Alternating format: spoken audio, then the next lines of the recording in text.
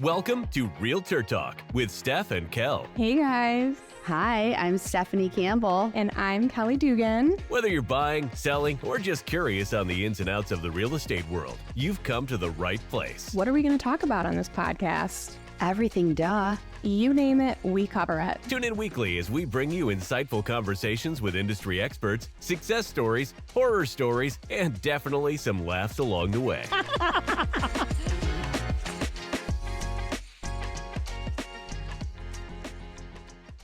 Welcome. Hi. I'm so excited to do this episode, guys. We're starting to... We've never done this episode before. It's so weird. We are dipping our toes in the water of interview-style podcasts. That's true. And what better way to kick it off than me interviewing Stefanie Campbell herself? It's so weird because I'm having deja vu, but... The reason she's saying this is I'm because... I'm teasing Kelly. We maybe recorded a couple episodes. Yeah, and they just, again, We're not podcasting for the week. Podcasting is a difficult job, but we're working out our kinks, okay? We are. Hopefully this one might have the intro. If it does, that's, it's really good. Appreciate it. Appreciate it. If it doesn't, maybe better luck and next week. It's 4:40 on a Wednesday, and we've had a long day, but we love this.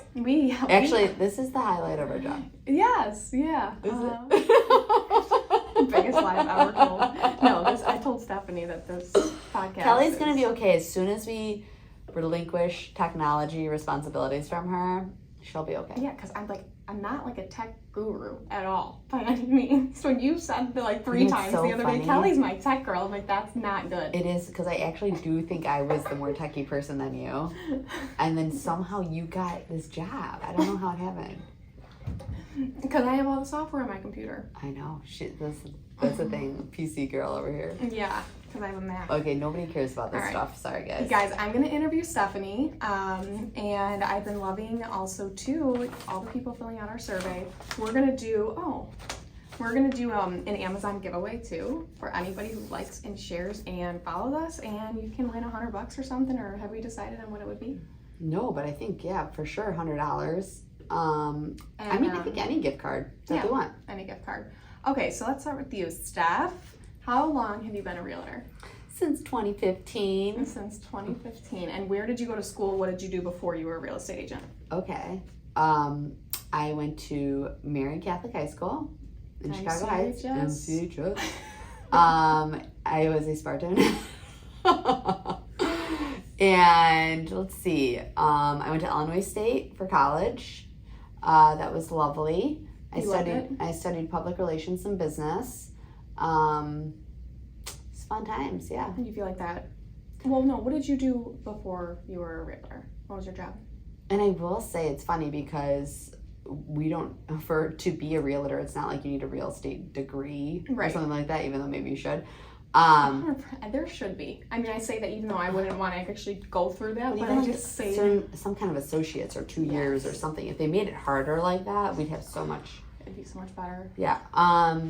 But I always say, literally, think my sphere from college, that sorority alone, Delta Zeta for life. Thank you, gals. Oh my gosh, you are totally a sorority girl. You were totally. I could see you just being keeping everything, all the girls on their toes, everything just going good, and you. Yeah, I may have been VP of recruitment at some point in my life. Did you have a very strict criteria on who can join your sorority? No, it wasn't it's sorority girls don't know the process of pledging and going through all that, but you have a day where you tour all the different sororities, and then you have to match. It's like matchmaking. Wow. Yeah, and so it's interview style and all this stuff. But that alone, really my girlfriends, God bless them, because that is the reason I'm successful. Yeah, truly is their trust in me. I feel like that about my sphere too. I've always leaned heavy on my sphere, family, friends, everything. But back to the question, what did you do before you were a realtor? Just reliving my glory days. So I actually, I worked for my dad. We did advertising and marketing for food companies. I literally graduated on a Friday, started my job on a Monday, and I did that for 5 years. Did you enjoy it? I did. I love advertising and marketing, and that was actually one of the big draws to real estate. Like, basically, I did a lot of brand management and account management for clients, and it's like I was at that point in charge of branding for, let's say, these, companies and things like that. I went from that and then I was in charge of my own branding and marketing. And that was kind of exciting, like a good bridge to the industry. But it's probably why you're really strong in marketing, like why you're really good with marketing and branding, and you're very particular in that sense. And I feel like that's probably has. Well, it's hard to know to break rules that are like not allowed to be broken in like a marketing standpoint. And then I'm like, ooh, that's wrong. Like when I wanted to change the design of the newsletter last year, you're like, no. I was like, you can't do that. You're not in the same year. If anything, change it next year. I'm very particular about logos and color schemes and fonts. Like everything should be the same. But, I have loosened up a lot. Like a lot. Even I remember emails that I used to write back when, or how Kaylin would shorthand a lot of stuff, even in real estate descriptions on the MLS. Like literally, there's an AP style book behind us, which that is like when we would do newsletters back when, like I had to go through the AP style book and make sure things were exact, because you could not be putting out a newsletter to a cajillion people for a company that when they were paying you and have a typo at all. Right. Whereas if I make a typo, it's just me. Like it's just and I mean like emails aren't we are constantly shorthanding and not doing things the correct way, and like even people in the MLS put bedroom like BR. Right. Like at the beginning I would be like I know. We have to spell it out. I know. So anyway, that's a very long story for how I am who I am today. What is your favorite part about being a realtor? Crickets. I'm just kidding. All right, guys. Full disclosure. Stefanie had a day today where we were just like, we have highs and lows. This is we're in a low day. But we were like, you know what? We're still doing this podcast. That's right. We are committed to the commitment. So I guess I should have. Yeah. I mean, when I say what's your favorite part about we just gotta get we should have taken a shot over. Oh, that would have been nice. And loosened up, and it's fine. Or even like chips and guac would have made us happier. Don't you have that shot right there? I do. Oh my god, no. It's 4:45. I mean, it's not that early. That would be hilarious. I would do it. That's from shout out Jessica Rocha. Your baby shower, you passed out tequila. It's literally on my shelf over there. But okay, favorite part about real estate. My number one thing, I think, is being my own boss. Yes. Yeah. I really, again, I know we have like a lot of little bosses because we have clients, but little bosses, that's a good way to put it. But the sheer fact of nobody having to tell us what to do is kind of... It's nice. You're in charge of your own success, and there is no ceiling. It's not like we have a salary. It's not like I'm like trying to impress the vice president so they notice me. I'll never forget one thing you told me in the beginning, and that it always stuck. And it was that like one of your favorite things about this career was that the sky is the limit. Yeah. And I was like, wow, that put in perspective, because it really is. Like you get what you put in. That you get in what you put in, and I always tell my client or my friends that like make fun of me for working too hard and this and that, and you're the same way. Like I always say, I'm on a hamster wheel. I can't get off. I am on that wheel. I am running. It is. Some days I'm like, I need to get off. I owe it to myself to get off. But it's so hard once you're in it, and I am a driven person, and I just go. Yeah. So as are you. Yeah. I know. It's definitely, it's the ups and the downs, and so I guess with that, I know what you're gonna ask. Yeah. Yeah. What's your least favorite part about being a realtor? It is the roller coaster. It is the emotional roller coaster, the toll, the mental toll. I mean, financial roller coaster. I mean, all of it is. Yeah. Literally, all of it is. When you're a 100% commission-based job, I think a lot of salespeople could relate to that. Totally. The high highs and the low lows, and you're getting ready to a deal come to. I mean, the swing of how you're, you can get an offer on a place and it's amazing and you're excited and your clients are excited and this and that, and the person could be canceling in the afternoon. Yeah. And you're like, whoa.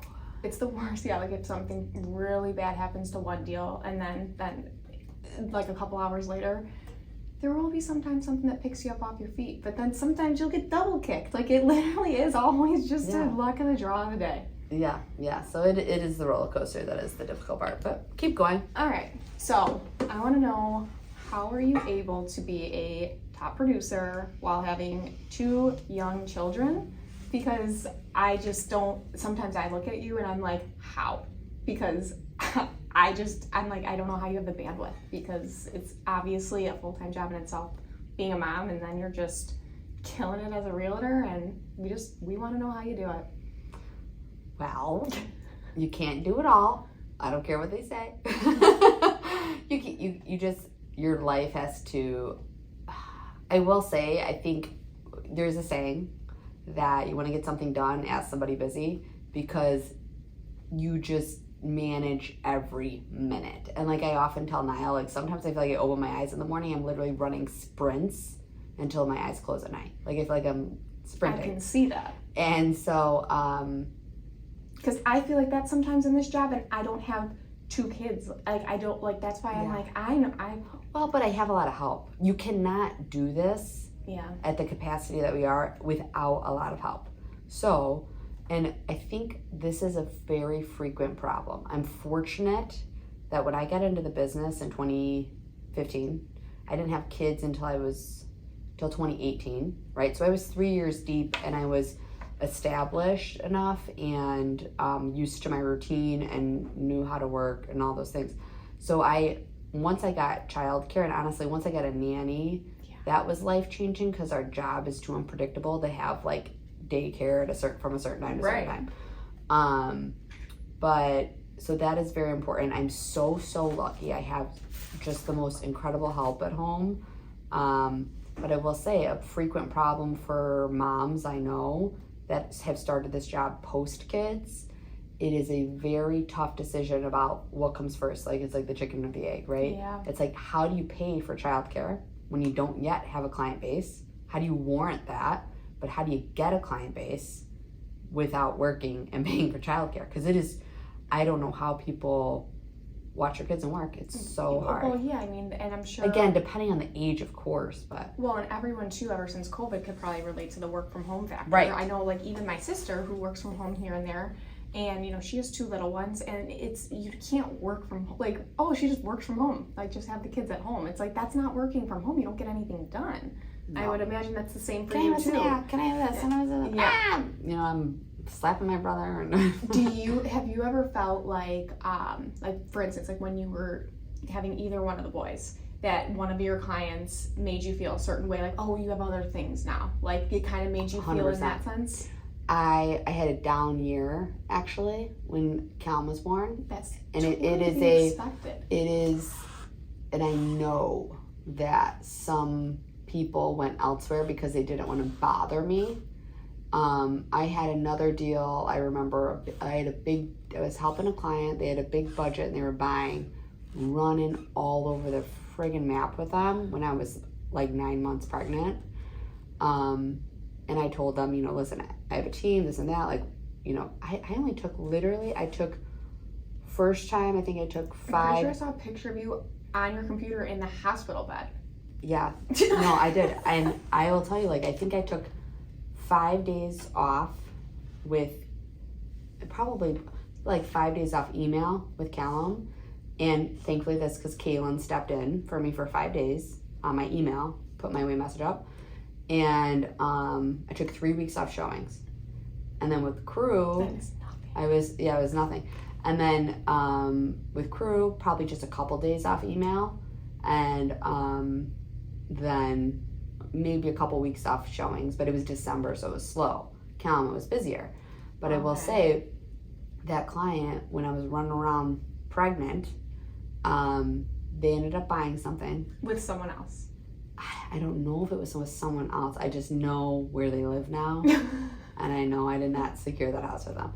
And again, they went away. You never heard from them? No. I followed up every once in a while, and he would like give me like short responses. But I mean, talk about like, again, and kick to the you know what, but it was like. And that's the thing, if anyone knows Stefanie or myself, we're the same in this manner, in this aspect. Like, we will have so much more respect for you if you're honest with us.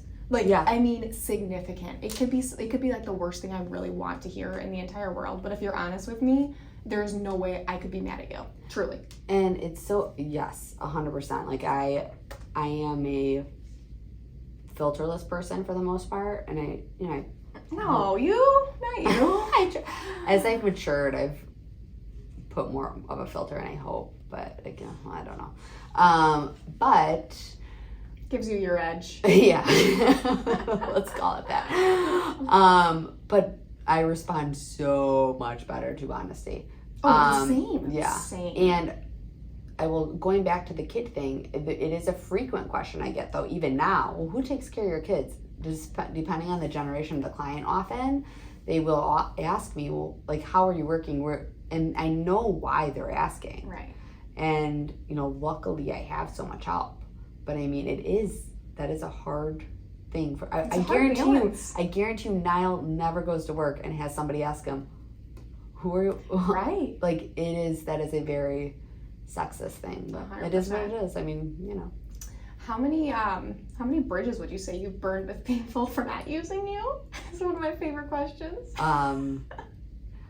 Like all my good friends know that like we just would never speak again. That's.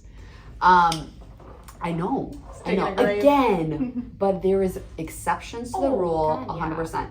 If your aunt is a realtor and your mom is going to be mad at you forever. Yes, exactly. One of my best friends, and I encouraged her to, because I said, if Brooklyn, who's my niece, if Brooklyn ever used another realtor besides me, I'm like, it just wouldn't happen like that. There's just no way. But yes, in that instances like that. Mm-hmm. But yeah, me and Stefanie always. What's our we always say, if you sat behind me in math class in 3rd grade and you have no family that's a realtor, or you're a realtor, you better use me as your realtor. No, I mean, again, we solidified relationship in grade school. Yeah, no, I mean, it is true. We are very.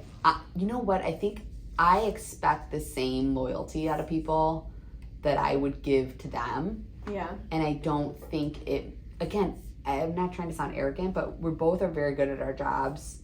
It would be different if I was like hardly doing any real estate, or like it was my part-time job, or I was like whatever the reason.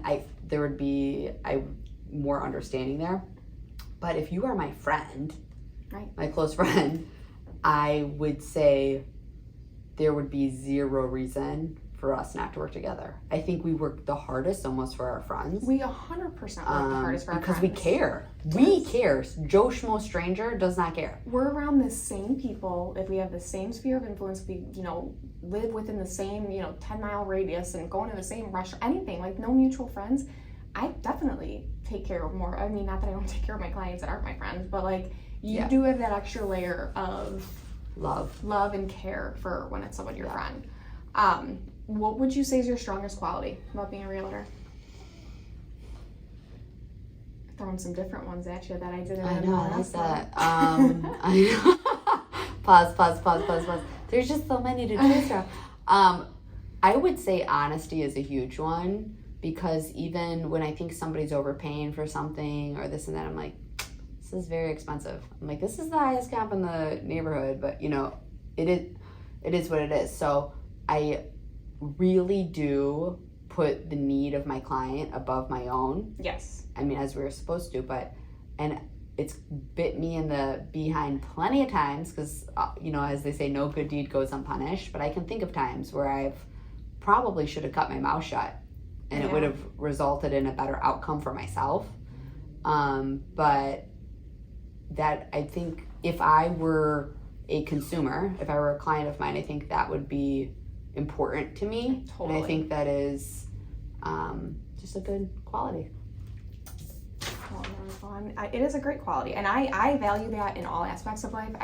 My dad instilled in me in such a young age, and I'm thankful he did, but like the fear of like lying almost, like to the point where like if I True. lie, I feel the elephant in the room even if everyone else believes me. Like I just have a thing of like, I feel very uncomfortable lying. I mean, the only time I can really keep it together if it's like a fun lie, like if somebody's getting engaged or pregnant or something, like those are like, I can lie until blue in the face, but like a legitimate lie, it's like, oh, I feel uncomfortable, I feel weird, you know? No. And oh yeah, what's like an average day like for Stefanie Campbell? What time you waking up, and then I like to wake. I mean, today I woke up at 6:30. I like to get. I try not to wake up before 7, but with littles, you know, it's impossible. I know. I mean, I have friends that like work out at 5:30 in the morning. My husband like wakes up at 4:30. But I'm not that type of person. But I go to bed at midnight. Right, you're a night owl. So 7 is a good time, and if I'm lucky, well, I like to get my kids ready for school. I always know not to like call you before. Like what time you drop off? 9:20. That is my time with my children. Right. Is like the morning, and then I bring their school starts at 9.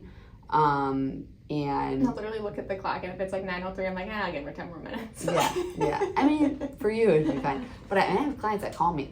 I have had clients that call me at 5 a.m. Oh yeah, I'm that'll just happen. not awake, but okay. If I'm lucky, I'll go to the gym.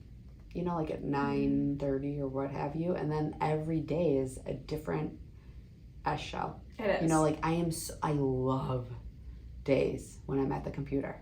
Like that Same. is like my happy place. My happy place is literally sitting at a computer. And you just have contact with all your clients in front of you. Like 9:30, like a 10th, like if I could just sit there all day and get my to-do list done, it's like a joyous occasion. I agree totally. Like if I have a full-blown work from home day where it's like no appointments, I am so excited because I literally during that day you almost get to balance your mind out, if that makes sense. Like your brain goes back to balance, because when you have a day like today, like I had a showing 45 minutes away at 8:30 a.m.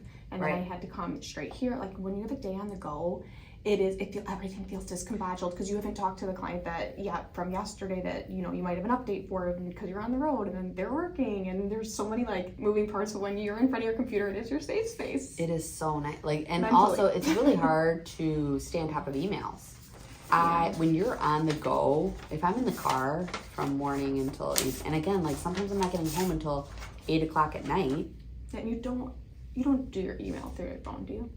I browse. Okay, I didn't know if but I really like it gets away from me every day, and then I tackle it at like 9 at night. Yeah, you do. I know whenever there will be sometimes like it'll just be like rapid fire, like 10, 11 at night, and I'm getting it from you from all angles. Email, Instagram, and then texting, everything. I'm like, all right, Stephanie's kid free. My kids are sleeping right now. I know. But it's impressive. I love that. I love working at night at that hour because no clients aren't usually calling you. There's nothing, because like today we tried to record a podcast for 3 hours, and each of us kept on getting a call. Hold on. Yeah, so that's the thing, is like little bombs go off all day, and we're just like putting out random fires. And so it's the only peaceful time to tackle that to-do list is really at night. Our podcast is peaceful too, if you think about it. We are both pretty much phoneless. I know. It's amazing. And then we both sit on our phone silently for like 20 minutes after. If her and I just go out to dinner together, like if Kelly and I are in a dinner, I don't think we talk to each other at all. We just sit there in silence. And that's how Kaylin and I, whenever Kaylin and I go to breakfast or anything like that, we just sit there, silence, don't look at each other, talk to each other, we're just on our phones. Man, it's just this job, I know. All right, what's your takeaway? Takeaway? Anything like takeaway wise, like? Did you get all your questions? Because last time. Let's make sure. Take a little moment. Okay, this is a good takeaway. Okay, let's hear. What makes you stand apart from other agents? Or, I'll give you the luck, or to choose between 2 questions. Okay, go. All right, either what makes you stand apart, or what's something that you wish you could be better at. I'll take what's something I can be better at. All right. Probably time blocking. Probably my brain is like, I jump topic to topic to topic, and if I just time blocked and got something done start to finish and ignored. I am notorious for picking up my phone. Like Same, but how are you not supposed to? That's the thing. How do we time block in our job? Like, I can't time block and actually put my phone on silent for 2 hours. I feel like I'd be like, all right, that's just creating more work for me in 2 hours. Maybe another thing I'd be good at is tackling more of my personal stuff. You know, like, you should see my bedroom. It's a complete... Should I turn the camera around so they could see our office? I mean, our office is just a disaster, too. Yeah, there's plenty of things I wish I was better at. Can't do it all. Can't be good at it all. Can't. But like for me, like for instance, like me, like I wish I was better with like just having, which I think I still struggle with it because I think it might be impossible for our career, is a routine. Like I still, I always wake up in the morning and do the same thing every day. Like in the sense before I start work, like that routine's important to me. But when it comes to like, okay, doing this, like, I mean, at the end of the day, I don't have a boss giving me a checklist, and that's why I do what I do. So I have to accept that, right? Yeah, no, there is no routine. Yeah, okay. Thanks for solidifying that because I'm still searching for one. Honestly, I know what I wish I was better at. I wish I was better at, like, searching for clients that were strangers. Yes. Like, I feel like you and I are rely on her. So, I'm looking, you know why I'm thinking that right now is because I'm looking at that stack of brochures that I'm supposed to mail out. Yeah. And there's so many things that I could be doing from a sales perspective to get new business. And I feel like we're so caught up in the day-to-day and like pleasing all our current clients that, you know. Totally. I actually just popped into my mind. I actually have one really total off topic, just a little story that I wanted to share on the podcast. And I think it'll leave off on a nice light note. Okay. Yeah, we need to be lighter because tell us a joke. It's not a joke. It's just a walk away feel good moment. Okay, that's good. So my clients were in a multiple offer situation over the weekend, and they are lovely. I mean, they are just literally the nicest humans ever. And I'm gonna make up a name, so we're gonna call her Sally Hansen. Is my client's name. She's the wife. And so we were in this multiple offer situation, and we submitted a good offer, and we were neck and neck with people, whatever. There was one higher offer than us, but they just liked us more, which. Shocker. And so the agent called me and said, I just wanted to tell you something, you know, we feel like these people were meant for this house, yada, yada, yada. He's like, and also you have to ask your client if they know, and they said their daughter's name. My client's like, no. And I'm like, literally this client of mine went to high school with this girl who is now this agent's daughter and said to her dad, Sally Hansen was honestly always so nice in high school. And my client had no idea who this girl was. And literally that is like one of the aspects that got in the house. So just always be nice to people and be kind because this was remembered from high school. And my client is an angel saint. I can see her being so nice to everyone. And I'm just like, you know what? You are the sweetest. Like that got you a house. So just always be nice to people. I love that story. I know. Always be nice to people because you never know when it's going to pay off. I mean, this is literally 15 years later for her and that paid off. See, you guys, it's so important to be nice to everybody. 100%. And they got that lower than the other offer. I mean, they truly had one more offer that was $10,000 higher than us, and they went with us. Okay. This is the lesson, everybody. I feel like this is like the Ellen DeGeneres show. Like, be kind. Watch out, Ellen. Be kind. Seriously, though. Everyone be kind. Yeah. No, but it's true. You do. You always want to be nice. It's free to be nice. It literally costs nothing to be nice. And it costs, honestly, your own mental health and attitude and soul when you're not nice, is my opinion. This is so true. Right? Yeah, okay. Well, we're going to leave you with that positive. Yeah. Next show, we're going to start, we're going to say jokes and... Okay, I should have started with that story, maybe. Well, okay. You know. All right, well, there's still time to do another one. We could squeeze one out, maybe. Only thing I'm worried about is my battery. Okay. All right. We gotta go. Yeah, we'll gotta go. See you until in the next episode. Time. Bye. Thanks for listening. Tune in weekly for new episodes. Follow the link in the show notes to answer our survey and have your topics talked about on Realtor Talk with Stef and Cal. Thanks for listening. Until next time. Bye. Ciao.